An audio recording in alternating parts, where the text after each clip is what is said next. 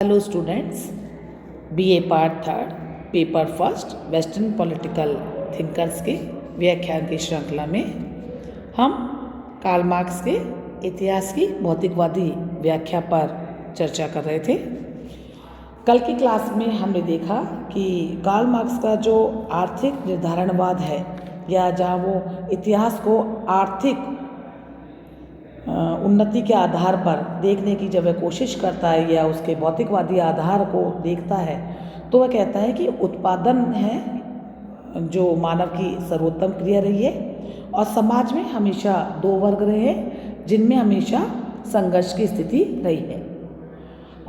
मानव इतिहास को आर्थिक नज़रिए से देखने के पश्चात उसने अलग अलग अवस्थाएं बताई थी।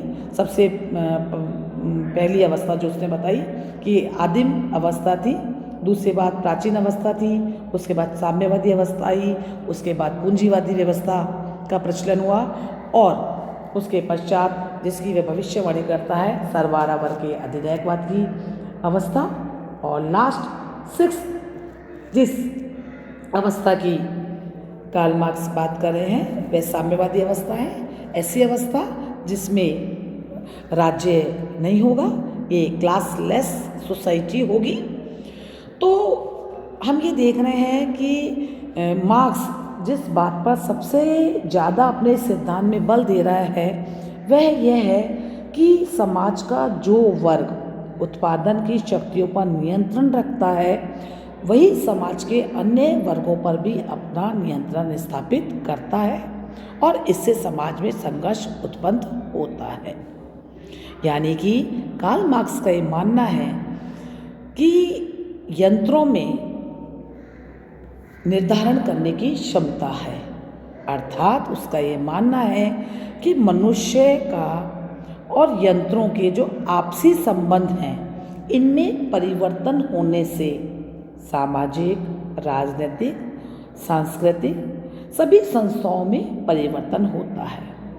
वह कहता है इतना ही नहीं, इस समाज के ढांचे से ही मनुष्य की अभिवृत्तियों और कार्यों में भी परिवर्तन आता है। वह ये मान रहा है कि जो भी सामाजिक, राजनीतिक या जो भी दृष्टिकोण है जो इतिहास के विकास क्रम में जन्म लेते हैं वे सब जीवन की भौतिक अवस्थाओं से ही उत्पन्न होते हैं। तो हम ये देख रहे हैं कि मार्क्स ने जिन बातों पर सबसे ज़्यादा विशेष महत्व दिया है वो आर्थिक अवस्थाएं हैं और मार्क्स एंजल्स हैं जो इकोनॉमिक एस्पेक्ट्स पर बहुत ज़्यादा जोर दे रहे हैं और उनका ये मानना है कि अंततः आर्थिक तत्व ही संस्थाओं के उत्थान और पतन के जिम्मेदार होते हैं। तो हम ये देखते हैं कि मार्क्स ने सामाजिक परिवर्तन में आर्थिक तत्वों को ही वह ढूंढ रहा है।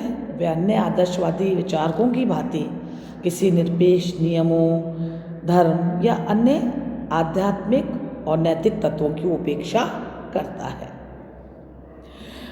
इतिहास की जो भौतिकवादी व्याख्या मार्क्स ने की है जहाँ एक और वो हमको कुछ सत्य के करीब दिखाई देती है वहीं दूसरी ओर इसमें कुछ अतिशयोक्ति भी हमको दिखाई देती है, क्योंकि इस सिद्धांत ने समाजशास्त्रियों को ये बताया है कि इतिहास को आर्थिक आधार पर भी समझा जा सकता है।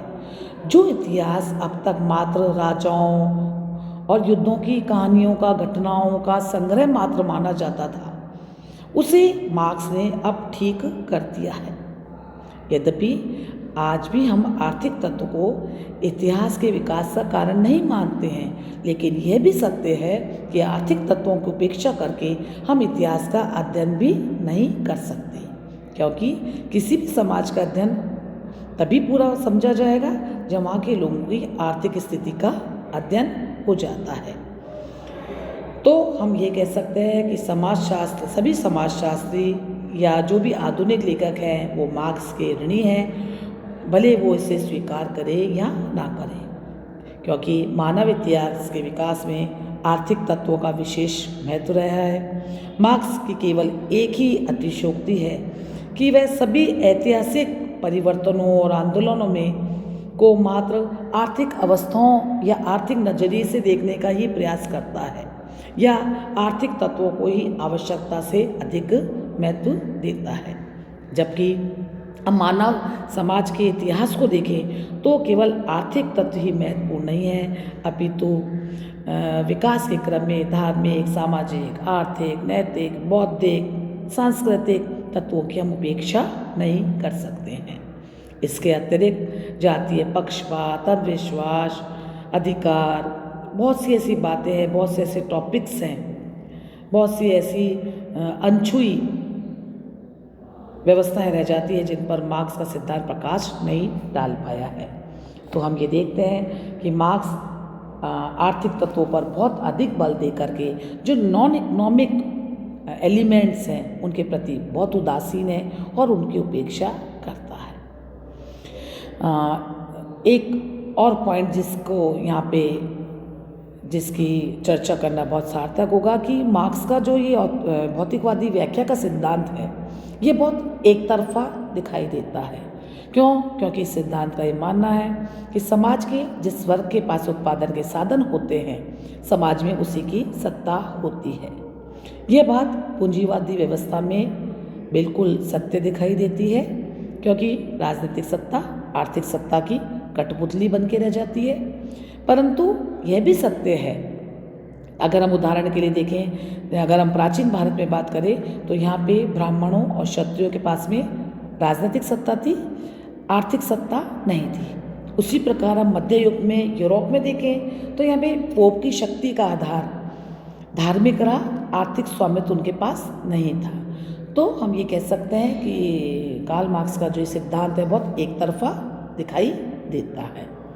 इसके अतिरिक्त जब हम इतिहास के पन्नों को पलटते हैं तो हम देखते हैं कि मात्र आर्थिक कारण ही नहीं अपितु ऐसे अनेक उदाहरण हमको दिखाई देते हैं जहाँ पर आर्थिक अवस्थाओं के अतिरिक्त, जैसे हम उदाहरण के लिए देखें कि इतिहास में महात्मा गांधी हैं, टॉल्स्टॉय हैं, बुद्ध हैं, ईसा मसीह हैं, उनके बारे में जब हम देखते हैं तो मात्र हम ये देखते हैं कि वहाँ पे कोई आर्थिक अवस्था हमको दिखाई नहीं देती है। और इतिहास का संपूर्ण जो जितने भी पन्ने हैं वो इनके उससे गतिविधियों से या इनके आग्रहों से भरे हुए हैं।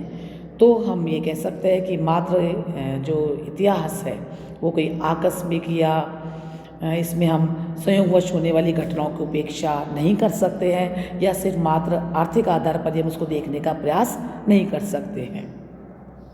एक और पॉइंट जिसकी चर्चा होनी चाहिए कि अगर हम मानवीय इतिहास का अध्ययन करें तो हम देखेंगे कि मात्र आर्थिक कारण ही नहीं थे जिनके कारण युद्ध हुए हैं, अपितु युद्धों के कारण केवल हम लोग आर्थिक अभिलाषा ही नहीं होती हैं।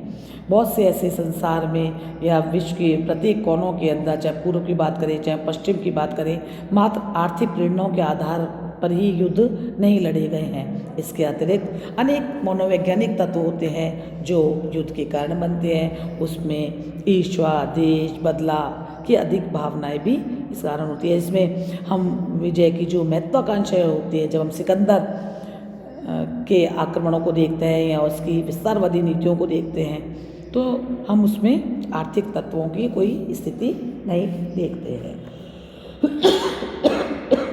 Thank you.